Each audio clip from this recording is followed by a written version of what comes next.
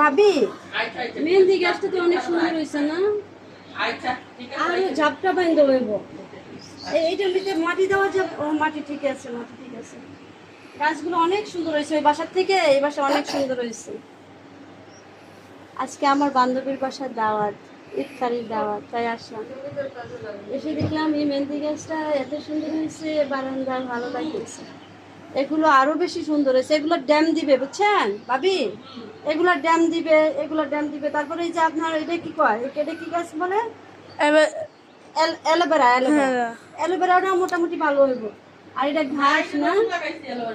হ্যাঁ হ্যাঁ, ভালো হয়েছে। আর আমার বাসা আছে না, হয় ঠিক আছে, আমার হাতে গাছ হয় কিন্তু বারান্দা হয় না, বাতাস পায় না। দ্বিতীয় কথা মনে করেন যে হ্যাঁ হ্যাঁ হ্যাঁ,